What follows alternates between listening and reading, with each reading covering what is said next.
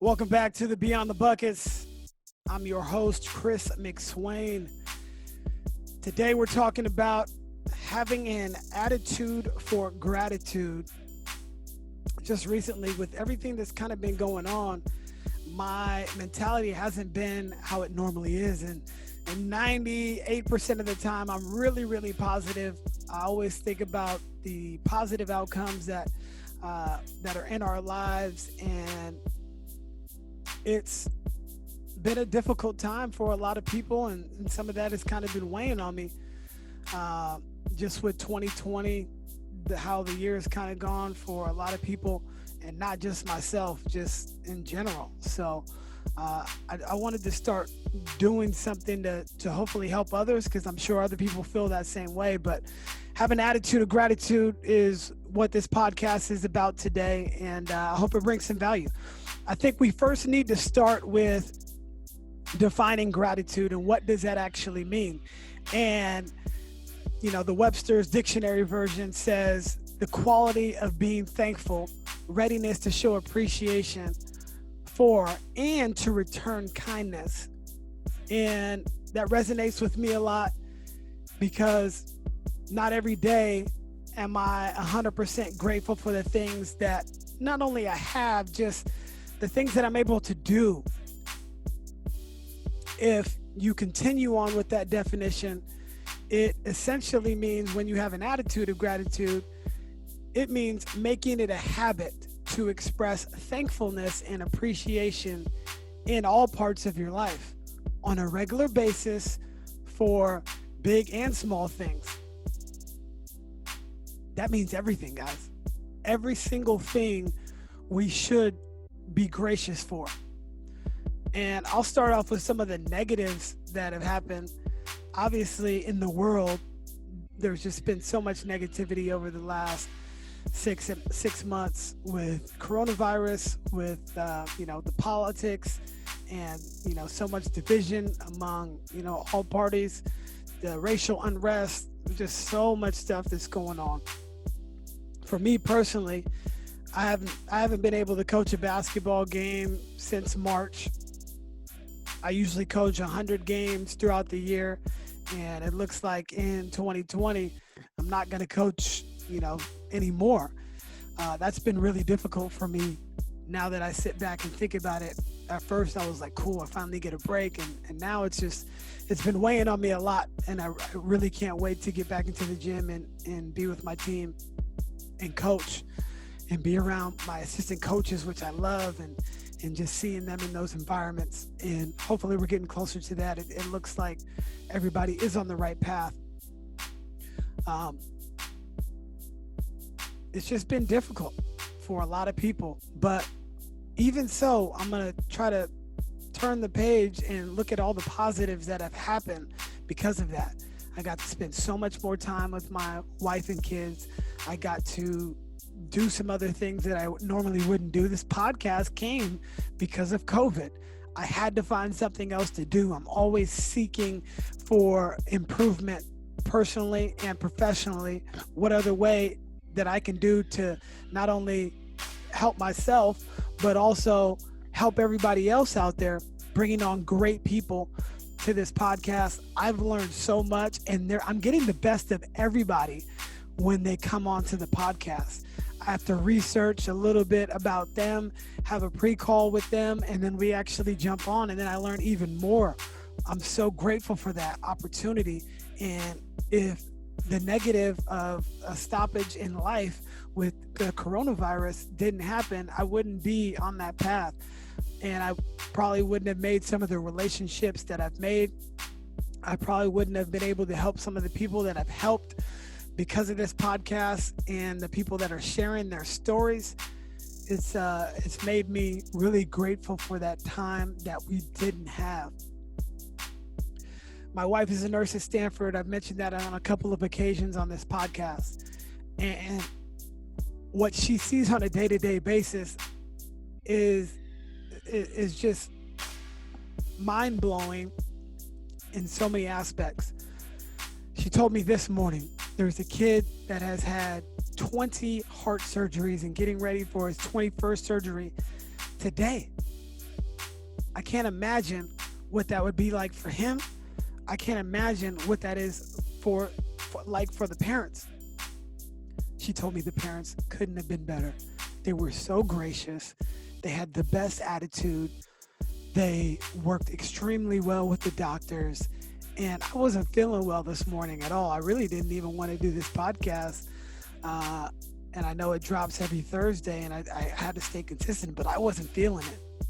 So this morning I did a meditation practice.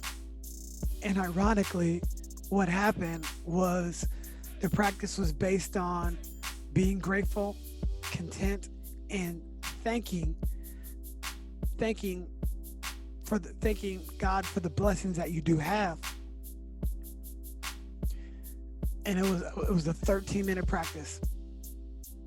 And I've never been so dialed in and excited and thankful for what I have. And over, the topic was, I am grateful, I am content, and thank you. I'm naming the things that I'm grateful for. Started naming the things that I'm content in, and thanking my Heavenly Father for all of those. It's amazing.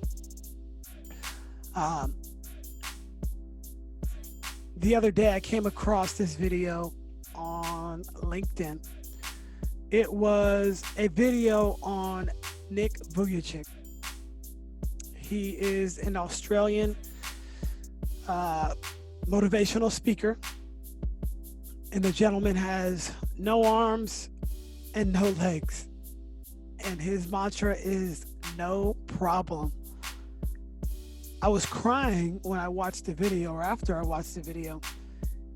His gratitude was amazing. He was so thankful for the things that he did have, and his story was so compelling. It was truly transformational, because here's a man with no arms and no legs and has a better attitude than I can have even on my best day. And it just put a lot of things in perspective. Nick Vujicic. Make sure you search it online, or you can type in no arms, no legs.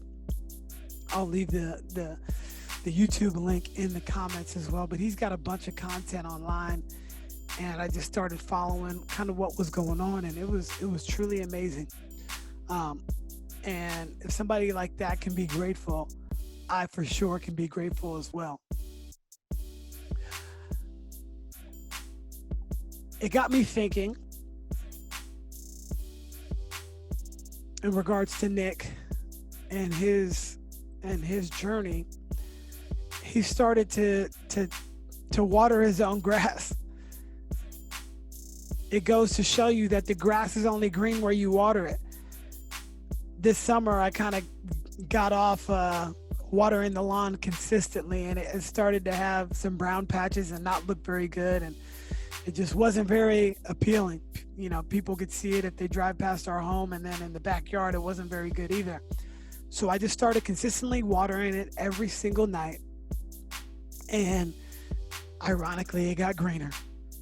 And that's what you guys, or all of us, need to understand is, if we start watering our own lawn, it's going to cultivate into this green pasture. And it's so important to worry about what we can actually control. We're pouring in to whatever it is. If you want that job, you're pouring into it. If you want that relationship, you're pouring into it. And if you don't have the water, or you're not watering your lawn, it's never going to get green. We had Shay Coleman on a few weeks ago. He had a great podcast talking about mindset. It was unreal. I loved it. He talks about the term flipping the coin. And there just comes a point where you have to flip the coin. One of our biggest revenue streams for Top Flight Elite is basketball camps throughout the summer. We have 8 to 10 basketball camps. Well, that entire revenue stream went with coronavirus. It went away. We had to flip the coin. Immediately, I told my two partners, Steven and Alex, hey, let's start looking into potential training facilities during COVID. And ironically, one came up and we had to pivot. We had to flip the coin. We had to change our mindset. Well, we're not going to be able to run camps with a bunch of kids this summer. Well, let's see what we can do in a smaller environment. How can we still give back and pivot and make the changes? We flipped the coin. You got to flip the coin in your life.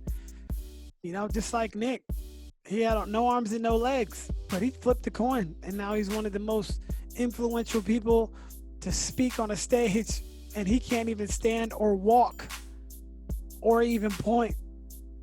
And I just love that term, flipping the coin. So whatever you have to do today, flip the coin. Flip it to a positive. You don't get the heads, you got the tails, you better flip it. You better flip that coin. Another great person that we had on the podcast was Coach Kendra Aaron, life coach and a basketball coach and a mental performance coach.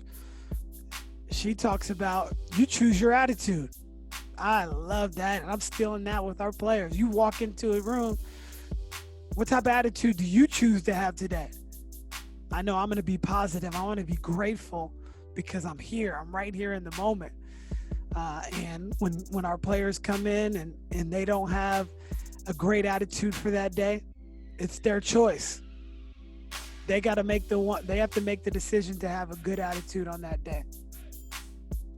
I think when you're grateful, there's a ripple effect to that energy that you put out there. That ripple effect goes a long way because we all know the negative people that are in our life, they bring you down. If you're positive like me, you really don't try to have too many negative people around. Like if you're not motivated, if you don't want to do things, if you're just lazy, I don't want to F with you. I really don't.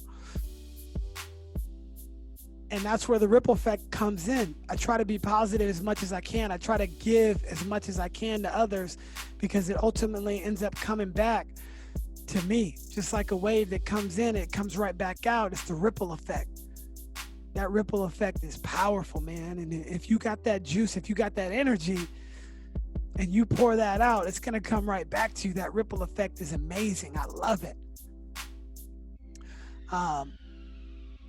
Smiling. Just smile sometimes. Like sometimes you gotta laugh about your situations too. I look at my wife, and our son is 2.5 years old right now, and he is a animal. He's all over the place. He's bouncing off the walls. Right now the air quality is super bad out here in California, and sometimes we just gotta look at each other and smile. Like he dropped a whole cup of juice this morning on our carpet, and we just kind of looked at each other and just smiled and shook our head. Like normally I would get mad, but today when I heard about that mom that had the best attitude and her kid was going in for her 21st surgery, how can I be upset about that? Are you kidding me? It's a blessing that I get to clean that up. I'm thankful that I have to clean that up, and I've got a healthy son that is so active, right? He could just be wanting to do nothing all day. But I'm going to have smiles all around. That's what I'm going to choose today. Can you have a smile on your face when something bad occurs? And guess what? I say some positive stuff on this podcast, but I don't have great days every day. Sometimes I got a bad day. But what you'll see is if you start to be grateful for the things that you have, you've got the attitude of gratitude every single day, your bad days are going to be few and far between. I'm a living testament to it. Be grateful because the bad days will be less and less. It doesn't mean that you won't have a bad day. Last week, or Labor Day weekend, we went out to, it was just a son and a father trip. We went out to Oregon to visit my in-laws without my wife, and they have a winery. They have a winery called Gristoni Vineyards. They've got terrific wine out there, and we had such a great trip. It was a great connection with my son CJ and I, and being there with our family friends, the Johnson family, and we just had a great time. The night before we left, a great dinner, talked a lot about business for Tyler Johnson, is in the NBA right now, but getting ready to transition at some point whenever his career's over. So he's looking to go into the wine industry and potentially start making wine up in Oregon. But we had a great outing. And then the next morning, on the way to the airport, I forgot my ID. So we were not going to get on the plane. And we were like 30 minutes from the airport, or 30 minutes towards the airport. And I said, God, please help me find it. Ironically, I had left it there the day before in another bag. So I had my ID and I had my wallet, and we were able to make the flight. Well, on the way home, my mother-in-law, there was a major fire in the southern Oregon area, and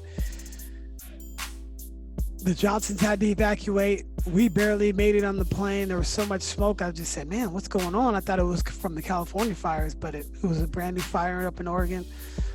They almost had to evacuate the winery. They did not, but now a lot of their grapes for this October in which they were going to start the harvest are not going to be able to be produced because of the smoke. Well, they had to pivot. They had to flip the coin. They were able to get 20 tons of grapes, which is a lot of grapes. They were hoping for 50 or 100, but they were still able to get that, and they were so gracious. The Johnsons had to drive all the way to Washington. They were grateful to get away. Lauren's home is still intact, and a lot of the other homes are not. It's just crazy, the things that could happen or that do happen, but we still have so much gratitude towards what we do have. So without going too long-winded into this, I'm going to give you 3 ways to create an attitude of gratitude. The first one would be create a habit of being thankful. So every morning in your head, or write it down, and every time you go to sleep, you can write it down, put it in your notes in your phone or on a notepad or a journal. Every morning and night, list 3 things that you are grateful for. As soon as you wake up, 3 things, boom. As soon as right before you go to bed, 3 things that you're grateful for, and let them change every single day. It shouldn't be the same things. So many people that I've brought on this podcast talk about journaling and how much that helps. Like, that's a real thing. Write it down. Start putting in your head how much stuff that you are actually grateful for. And I've got a really good quote from Ralph Waldo Emerson, which says, cultivate a habit of being grateful for every good that comes to you and give thanks continuously. And not because all things you have are advanced, you should include all things in your gratitude. Ralph Waldo Emerson. So, number 1, create a habit of being thankful. 3 things in the morning, 3 things in the evening that you are grateful for. The second would be what I learned in my meditation practice today, which was the power of being content today. And this quote comes from Seneca, and it says, true happiness is to enjoy the present without anxious dependence upon the future. Not to amuse ourselves with either hopes, but rest satisfied with what we actually have, which is sufficient. For he that is, so wants nothing. The greatest blessing of mankind are within us and within our reach. A man is content with his lot, whatever it may be, without wishing for what he has not. A lot of good, powerful things in that, but number 1 would be being present and enjoy where you are. So many times we're preoccupied or being on our phone when we're in the presence of others. You got to be where your feet are. Put your phone down, interact, and be happy for that place that you're in right now. What you have right now is sufficient. It may not be what the other person has, but it's what you have, and that is something to be grateful for. And not worrying about what's going to happen tomorrow. Now, I am all about growth. I want to continue to grow. I want to strive for success. I want to be super successful in everything that I do. But that doesn't mean I can't be content where I'm at right now. People misconstrue that a lot, in my opinion. They think, well, I want to be this, or I want to be that. Or if it's our players, I want to go Division I. Well, that's not going to happen right now. But you got to be content where you are and continue to strive to get to where you want to get to. But being content is the most important part. So number 2 would find contentness in where you're at today. And then the last one, I talked about Nick Vujicic. What would Nick do? And this is a quote from Helen Keller, because it's very similar to Nick's situation. And the quote reads, "It has been said that life has treated me harshly. Sometimes I've complained in my heart because many pleasures of human beings have been withheld from me.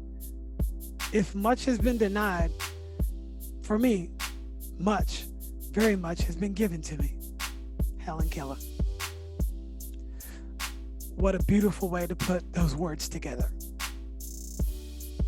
If much has been denied, much has been given.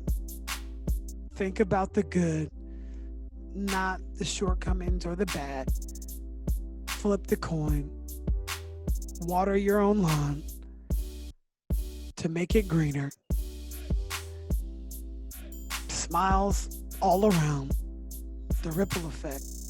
You're going to have bad days, but most of our days aren't as bad as Nick or Helen Keller. So the last one would be, what would Nick do?